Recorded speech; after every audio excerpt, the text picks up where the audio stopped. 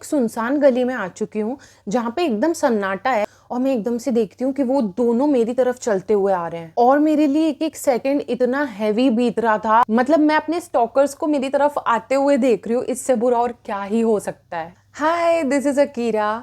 Guys, जब मैं 18 साल की थी ना, तब मैं अपने घर से भाग गई थी एंड ये स्टोरी टाइम उसी दिन का होने वाला है। सो हुआ क्या कि एक दिन ना मुझे शाम को 7:30-8 बजे के करीब अपने एक फ्रेंड से मिलने जाना था।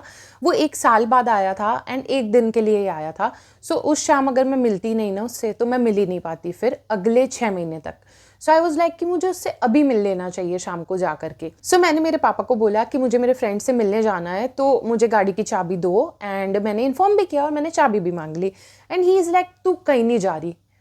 And I am like, what? मैं बाजू वाले कॉफ़ी शॉप में जा रही हूँ जो सिर्फ 1 किलोमीटर दूर है। अभी ज़्यादा लेट भी नहीं हुआ है, सिर्फ 7:30 बजे है। अगर आप मुझे अभी जाने देते हो तो आई थिंक 8:15 8:30 तक तो मैं घर भी आ जाऊँगी मिलके। प्रॉब्लम क्या है? एंड आई डोंट नो ये अजीब बिहेवियर मेरी फैमिली मेरे साथ क्यों करती थी। इट्स नॉट लाइक मैं कहीं लद्दाख जाने का बोल रही हूँ, मैं यहीं जा रही हूँ ना कॉफ़ी शॉप में, तो मुझे जाने दो ना मिलने। उसमें क्या इतना बड़ा इशू हो गया? पता नहीं अचानक से उस दिन मुझे पापा ने मना कर दी जाने की। एंड मेरे ना दिल पे लग गई, मैं बहुत ज़्यादा हर्ट हो गई। मैंने कहा कि जब भी मैं कोई चीज़ का प्लान बनाती हूँ, मैं किसी चीज़ के लिए एक्साइटेड होती हूँ, तो ये हमेशा ऐसे मेरा प्लान ख़राब कर देते हैं परमिशन ना दे करके। और इसमें क्या परमिशन लेने की चीज़ है यार? लोगों के बच्चे तो पता नहीं कहाँ कहाँ चले जाते बिना बताए। मैं सिर्फ यहीं तक तो जा रही थी। तो ना मेरे दिल पे लग गई और मैंने कहा मुझे नहीं रहना यार। मतलब सही में मैं बहुत हर्ट हो गई थी अंदर से। तो मैंने कहा कि मुझे नहीं रहना अब इस घर में, मैं जा ही रही हूँ, मेरे को रहना ही नहीं है। तो ना मैं पैदल पैदल निकल गई घर से। एंड पापा मेरे साथ साथ गाड़ी चला रहे हैं, एक्टिवा, ठीक है। एंड मुझे रोकने की कोशिश कर रहे हैं, वो भी रूडली, ठीक है, प्यार से भी नहीं बोल रहे कि सॉरी या जो भी दिस दैट, कुछ भी रीजनिंग ही नहीं दे रहे। रूडली मुझे कह रहे हैं अब आ जा यहाँ का, और क्या तमाशे। I am like what? नहीं सुनना, मैं सुन ही नहीं रही थी। वो चलाते चलाते बोले जा रहे, मैं सुन ही नहीं रही। फिर एक टाइम पे उन्होंने भी गिव अप कर दी और वो गाड़ी पलटा के चले गए और मैं चलती जा रही हूँ, चलती जा रही हूँ। एंड ना मैं चलते चलते रोती भी जा रही थी एंड मैं चलती जा रही थी।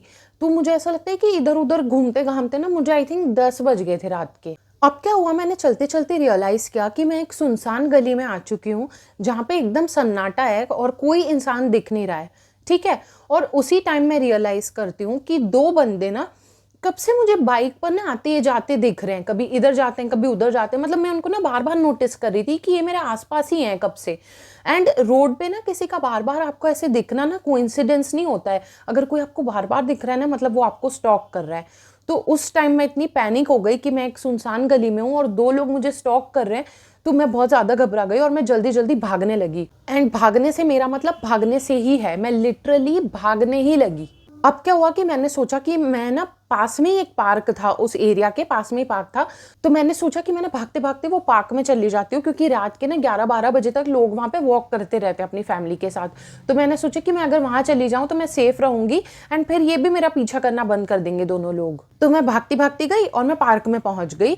मतलब मैं रो भी रही हूँ, भाग भी रही हूँ, मैं डर भी गई हूँ।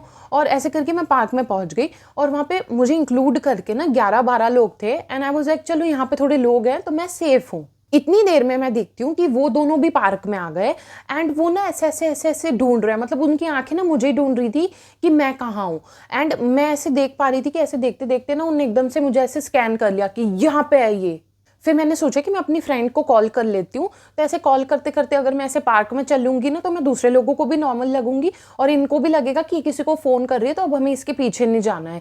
तो मैं ऐसे कॉल पे बात करते करते ना ऐसे ऐसे पार्क में चलने लगी। और मैं क्या कर रही थी कि मैं ना कॉल पे बात करते करते ना ऐसे ऐसे देख रही थी कि वो कहाँ है, गए या नहीं गए। और मैं एकदम से देखती हूँ कि वो दोनों मेरी तरफ चलते हुए आ रहे हैं और मेरे लिए एक एक सेकंड इतना हैवी बीत रहा था, पूरा ब्लड ऐसे रश हो रहा था मेरी बॉडी में। आई वाज सो स्कैर्ड, मेरा हार्ट पूरा जोर जोर से धड़क रहा था। मतलब मैं अपने स्टॉकर्स को मेरी तरफ आते हुए देख रही हूँ, इससे बुरा और क्या ही हो सकता है। एंड ना मुझे ऐसा लग रहा था कि वो स्लो मोशन में मेरे पास आ रहे हैं। वो मेरे पास आते ही जा रहे थे, आते ही जा रहे थे, आते ही जा रहे थे। एंड दे आर लाइक ऐसे, hello madam madam. And I am like, and I was so scared, I was so scared. मैंने उनकी सुनी ही नहीं, मैं वहाँ से भाग गई। भागते भागते इतनी तेज भागी ना, मैंने कॉल भी कर दिया पापा को कि पापा मैं यहाँ पार्क के इधर हूँ, प्लीज़ मुझे जल्दी से लेने आ जाओ।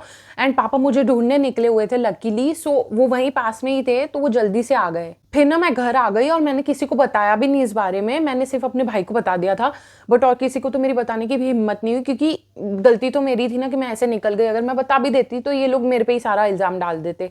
सो मैंने इन लोगों को कुछ नहीं बताया। And I was just thinking कि कितना बुरा दिन है ना, मैं मेरे फ्रेंड से मिल पाई, मैं हर्ट हुई एंड मेरे पीछे स्टॉकर्स लग गए। It was such a scary day for a child. And मैंने ऐसा सोचा कि देखो मेरे पेरेंट्स ने अगर मुझे जाने दिया होता तो ये सब कुछ होता ही नहीं, मैं सेफली घर आ गई होती। पेरेंट्स ये चीज़ समझते ही नहीं है कि अच्छे से राज़ी खुशी होकर अपने बच्चे को जो करना है करने दो, ताकि वो आपको हर चीज़ से इन्फॉर्म्ड रखे, वो आपको चीज़ें खुल के बता पाए। आप उनको इतना डरा के, इतना बांध के जितना रखोगे ना, उतने वो अनसेफ होंगे एंड वो अजीब सिचुएशंस में एंड अप करेंगे, जैसे मैं करी थी। एंड गाइज ये पहली बार नहीं है जब मेरे पीछे स्टॉकर्स पड़े हैं। आई थिंक मेरे पास एटलीस्ट 3 और स्टॉकर स्टोरीज हैं जो कि बहुत ही खतरनाक हैं। एंड एक काइंड ऑफ थोड़ी जादू टाइप की थी, लाइक काला जादू टाइप की, एंड ऐसी दे आर वेरी इंटरेस्टिंग। मैं आपके साथ शेयर करूंगी, अगर आपको वो स्टोरी सुननी हो तो मुझे कमेंट्स में ज़रूर बताना। ऑल्सो अगर आपने ऐसा किया हो कि बचपन में घर से भाग गए हो या ऐसा कुछ, तो मुझे ज़रूर बताना, या कोई स्टॉकर स्टोरी हो तो मुझे बताना। एंड मेरी एक बहुत प्यारी सब्सक्राइबर ने मुझे बोला था कि आप ऐसे करो कि आप हमारी स्टोरीज़ भी लो, तो हम अपनी स्टोरीज़ आपसे शेयर करेंगे एंड आप वो अपने चैनल पे सुनाना।